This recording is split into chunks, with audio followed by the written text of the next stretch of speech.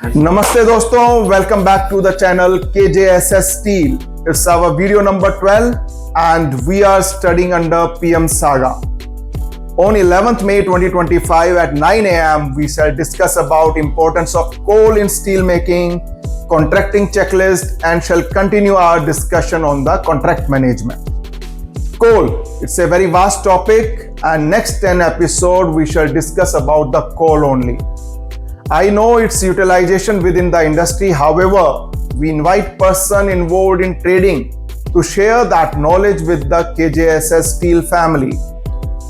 The most important ingredient in steel is iron ore, but to transform iron ore into steel, we need the coal. Coal is transformed into coke, which is then used in a blast furnace to convert iron ore into molten iron. The coke provides both the heat and the carbon required for the process. This molten iron is further processed to produce various types of the steel. And the second topic will be contracting checklist. It's a tool to guide smart, consistent, risk-aware project contracting decision. Risk-aware, that's the most important. We must know once we are playing, how much risk are we taking? A contracting checklist is a structured tool used to guide decision making before entering into the contracts. It helps clients to decide about the approach we should take while entering the contracting approach. It helps in taking the decision on the approach project should be ordered. Either it should be on EP or LSTK or KSPMGO. What's difference we'll discuss at the end of this video and means it's a brief description. And if you want to discuss in detail, we are always available for you. All this ensure that all critical scopes, factors like scope, risk, timeline and costs are considered. The checklist helps teams close the right contracting strategy, stay aligned, avoid costly mistakes and make an informed, consistent decision across all type of project. Okay, computer ji, my darling, let's display our first question about steel on the screen. Question 1. Brief us about coal trading and importance of coal in steelmaking and type of coal and its utilization in different areas. That's a very big question. It's not possible to answer in just 1 or 5 minutes or so. So now, when we talk about the coal, its usage, it's actually a very big topic. So there are just so much to cover from different type of coal to how each one is used in various industries. So we have decided to break it down into a mini series. Yeah. We will be diving into the type of coal and their utilization across multiple episodes. In today's episodes, though, we are going to focus on just one type, that is metallurgical coal, also known as coking coal. Now, metallurgical coal is super important. Why? Because it plays a crucial role in the steel production, especially in the blast furnace basic oxygen furnace route, or BF-BOF for short. This is actually the most widely used steel making process around the world. So yeah, that's why coal, especially coking coal, is such a big deal. It's a source of carbon. It acts like a reducing agent.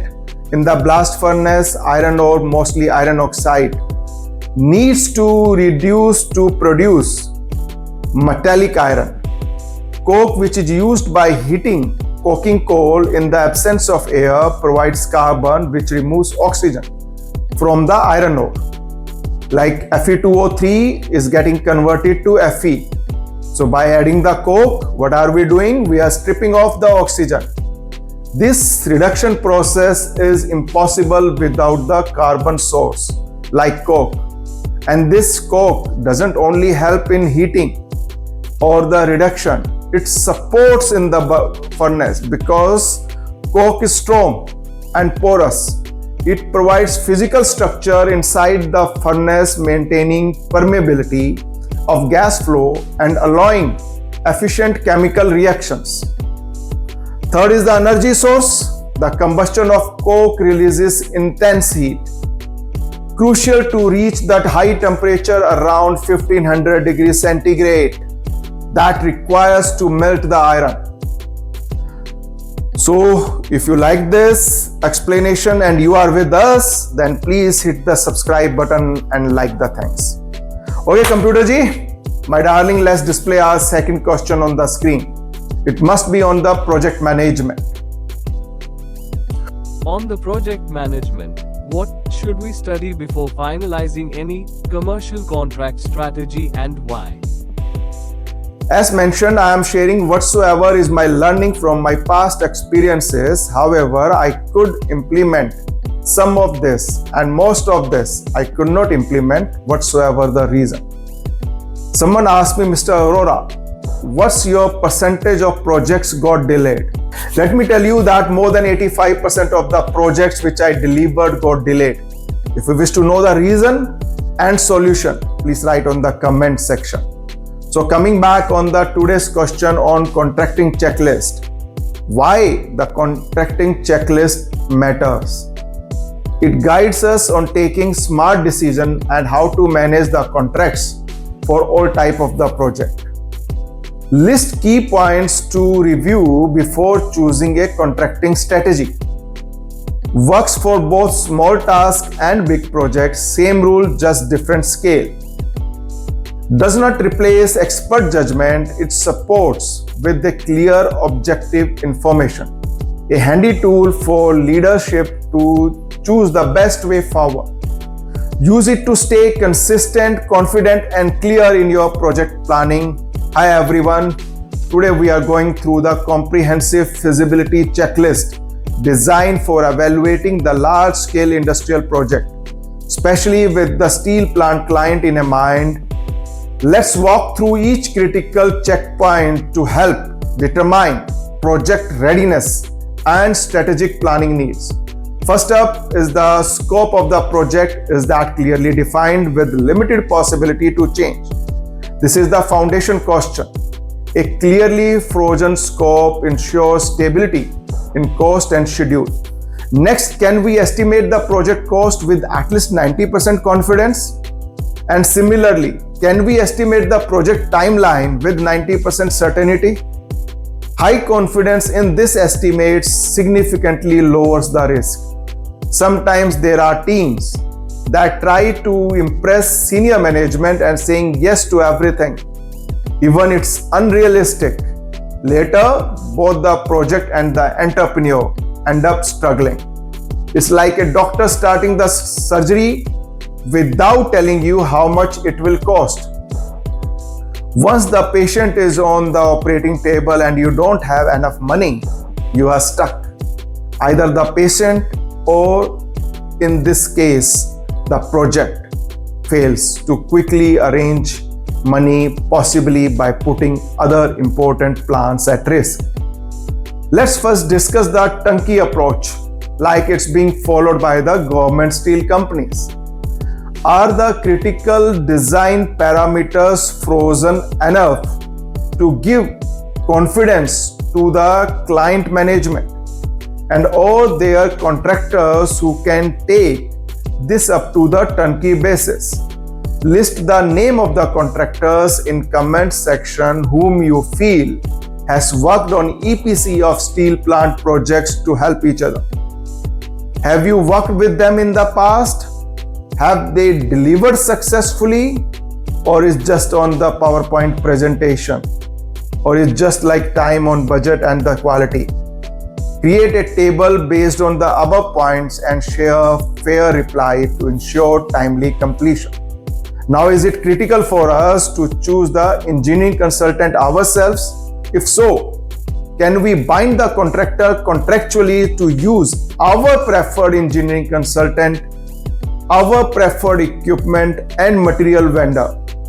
Do we need to choose them ourselves, and can this be enforced contractually?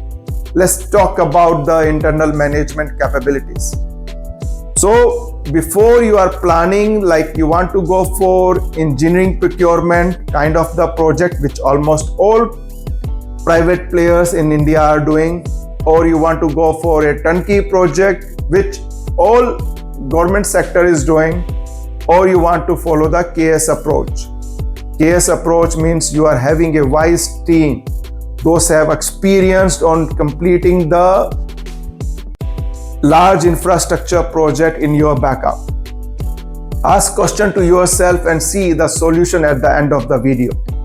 Does the organization have a qualified and experienced project management personnel capable of effectively executing the project? Does the organization capable of developing a comprehensive and detailed project plan, including timeline and schedules? Does the organization possess the necessary expertise in quality planning to ensure that standards are met throughout the project life cycle? Does the organization have effective monitoring and control mechanism in place that allow for close tracking of the project progress and timely corrective action? Facilitate smooth coordination among different project components to ensure timely completion. All these points helps us in taking the decision which kind of the project management we want to go, how we want to execute the project.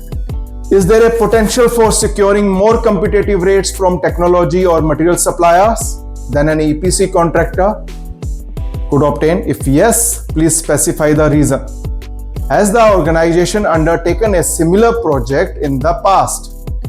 What methodology of approach was followed during the project which was done in the past? Was the previous project delivered within the schedule? Did the project experience any cost overruns? If yes, please specify the extent of overrun in percentage. Post-completion quality issues. Were there any quality-related issues identifying after the project was completed? Contracting option analysis. Has a cost-benefit analysis been conducted to evaluate different contracting strategy? Liquidity damages clause effectiveness. Does the liquidity clause were meaningful protection against the potential delay for the contractor in an EPC setup? Based on the above information, client should create its own checklist. An example of the checklist you can see in the comment section. The link is available where you click. You will see the checklist and the strategy. How should we work upon? Either client should order on engineering procurement or LSTK or KS approach. Engineering procurement means like engineering plus procurement one order, which is covering only the technological and proprietary items from the technology supplier. For balance of the plant, we are making multiple packages. Like even for a say blast furnace, it can go up to 200, 300. Plus another package for construction supervision means all orders are separate. Client should follow this if he has a very strong management capabilities and limited site information and feed engineering is not yet complete. LSTK is completely reverse. Client should follow LSTK, means lump sum turnkey project if he doesn't have very strong management capabilities and complete more than 90% site informations and feed engineering is completed. KS approach. It's a midway approach if client neither has strong management capabilities nor its feed engineering is complete or doesn't have strong capabilities. If you wish to discuss in detail, please write in the comment section or can send an email to info@kjsscosmos.com. We shall be happy to brief you about the different approach and share pros and cons of the different approach. Now let's coming back to the book PM Saga Series 2 on procurement and subcontracting, and this is our episode number 5. Its objective is during the execution of the project, the contractor will definitely raise the claim what they believes is outside the agreed contractor. Big contractor, I no need to tell you the name openly, usually recognized as an over-claim company. Those are dealing in the steel business projects, they must be knowing their name, no need to tell. And they have a dedicated department to examine the possibility of raising claims against the clients, taking cognizance of the fact it is important that client ensures that claims management is done by specialized resources who are trained and skilled to the job. Who need to participate in this? Your contracts head, your project head, your project manager, your package owners. All this need to participate to address the claims raised by the client in tandem with your contract management team. Objective of understanding the contract is to understand the contracts and its implication fully. The contract shall analyze the relevant documentation, read contracts, claims, correspondence, and all supporting documents. Interview all people involved, register main focus facts and consolidated information. Organize the documentation. Objective of analysis of the contract is to analyze the claims raised by the contractors from all possible point of view. The contract shall officers study the claims from the following point of view. Contractual, identify the contractual roles and responsibility. List supporting clauses for arguments of both parties. Cross facts and correspondence with the contractual statement. Issue a first opinion regarding the merit of the claim. Legal team must present the first finding regarding the claim, including the contractual clauses as well as relevant supporting documents to a legal counselor. Analyze the legal aspects related to the claim. Attach to the contractual analysis a formal legal judgment. Technical team need to understand contractual and legal standpoint regarding the claim. Detail the claim analysis with a technical approach. Analyze material quantities and calculates weights, amounts, hours associated with the claim. Issue technical opinion regarding the claim. Commercial team will understand the market condition at the time the facts related to the claim happen. Identify commercial condition that could be directly associated with the claim. Revise claim analysis with a commercial approach, adding comments and convenient conclusions. Consolidate all aspects, legal, technical, and commercial, into one report and issue the final conclusion of the claim. So now we are going on the objectives of the scenario analysis and negotiation is to settle the claim after negotiation with the contractor. The contract's head review the conclusion drawn by his team, also identifying the deadline to resolve the issue. Identify the variable associated with the project, cost, quality, time, and risk. Consider the impact of each of these variables considering the contractual aspects such as liquidated damages. Based on this, the variables are prioritized. Define potential scenarios for the project and associate the variables with those scenarios. Identify the best scenario, define limits for concessions, cost, schedule, quality, etc. Define approach for negotiation, defensive, offensive, rapture, co-insulation. Present own point of view regarding the claims, contractual, technical, and commercial, and analyze contractor's point of view with the counter arguments. Negotiate until reach an agreement or disrupt the discussions. So now let's discuss about objective of arbitration, litigation, and delivery to finally deliver the claim to the head contract shell. Review the organized documentation, the main facts and argument, discuss with lawyers the steps of the process and define the strategy to follow. Contact people involved and prepare them to the process. Provide all the information and documents required by the arbitrator and testify. Preserve the documentation. Register in that document all the people involved and keep a file of all testimonies for future research. Apply lesson learned to the other project.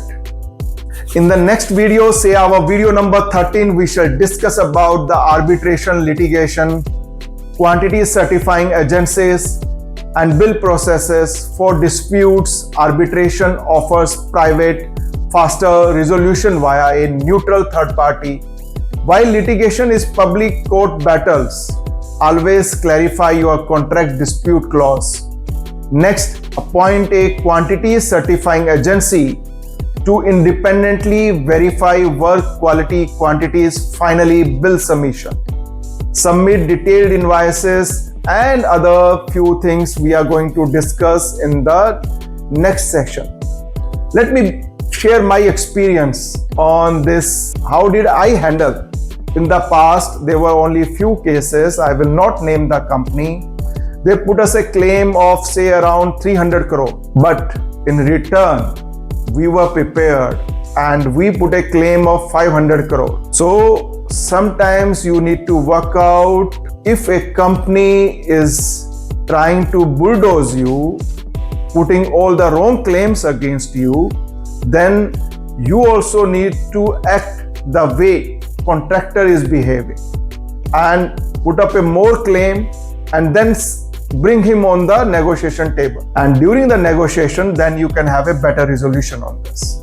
Thank you. Thank you everyone. Thanks friends.